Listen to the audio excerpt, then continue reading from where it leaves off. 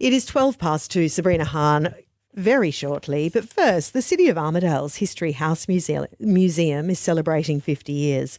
And there are several events on to commemorate the milestone, including a free concert called Music in the Museum, where local band, the JarrahCelts, will bring 100-year-old instruments back to life. Our station reporter Ash Davis went to check out the instrument collection at History House. Hi, my name's Christen. I'm the curator here at History House Museum at the City of Armadale. Well, the first thing we're looking at is a wooden flute.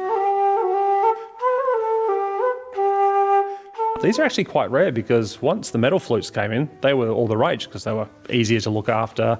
This is Mrs. Turner's wooden flute, so it comes in 3 pieces. Put it together.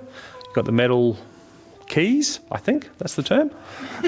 It actually looks like, in terms of like the colouring, it looks kind of like a clarinet, like it's black and then it has the metal keys on it. It's quite a difficult instrument. So Chris Horgan, who will be playing this, he's a whiz with all things wood instruments because he's in a Irish folk band, so he loves all his wooden instruments. He's been looking after this to get it oiled and to get it sounding perfectly for the concert, which we'll be having. And so how old is this particular instrument? This is about 120 years old. Yeah, around that. So Mrs. Turner, she was born in Armadale, early 1900s if I remember. Went to Armadale School. Then she and the family moved to Beverley and she lived out there for many years, but then returned in the 1960s after the unfortunate passing of her husband.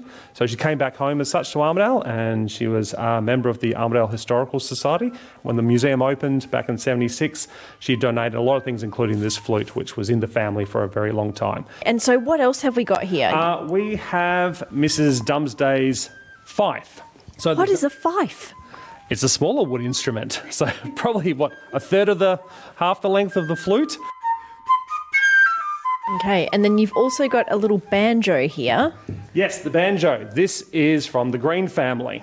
Again, these families love their music. I think it's William Green. He came over in the early 1900s, and a year later his wife came out. And so the family legend goes, he raced down to Fremantle Harbour. His wife was on the boat he had not seen for a year, and he looked at his, called out to her, "Did you bring the piano?" It's a very romantic moment. Very romantic. So yeah, he'd play this at the family home for entertainment, at parties, at concerts, everything like that.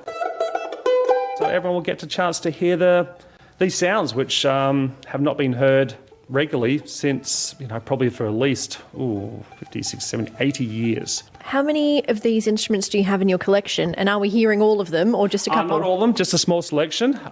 So as I said, we've got the banjo, the flute, the fife. We've got the Dumsday piano, which is still playable. We have a harpsichord, which was made by a chap called Irvin Phillips. He was a piano technician, and we had the very first one he built. He went off and made about another 4 or 5, which were bought by some musicians as well. And so we get that played. It's got Jarrah keys, so we use some local woods. We have a Colts violin, which is on display at the museum. It was played at a farewell party in 1915 for Arthur Betternay and his brother. So they went off to World War I. And what else have we got? We've got a Brady drum. So Chris Brady is a world-renowned drum maker. He started in the 70s making drumsticks. There was a short of drumsticks. And he went, I'll make one. And then someone challenged him to make a solid wood drum, because they said, you can't do that. And he said, I'll give that a go. Made one, started researching Australian woods, and said, I can use these to make drums. And his drums are now played by some of the greatest drummers in the world. Mick Fleetwood has been out here looking for wood to make drum kits with Chris. Larry Mullins Jr. from U2 has one of his drums. The drummer from Coldplay has one of his drums. So that's how highly sought his drums are. And we're lucky to have one in the collection as well. Do you ever get out a stick? Nope. That one we try to keep it up. Luckily, you can replace the skins, and that's the other thing about these instruments. The reeds and all that, strings, they're designed to be replaced. They're not the originals, so they can all be replaced, but I may have tapped it a few times. Tell me a little bit about the celebration itself. It's going to be at History House? Yes, so this concert is part of the museum's 50th anniversary. So we turned 50 this year, and we thought, let's have a bit of a party. Let's play some instruments. So the concert will be in the museum. It'll be a bit of a tight squeeze. but you'll be in amongst some of the lovely objects we have here at the museum. Now, have you had anything to do with the playlist? Do you know what they're playing on these instruments, or is that up to the musicians? Are they is up to the musicians. I do know it will probably be a strong mix of Irish, Scottish, English, kind of traditional songs. That is Chris's that's what he loves to play. Whatever fits the instrument, whatever fits the music.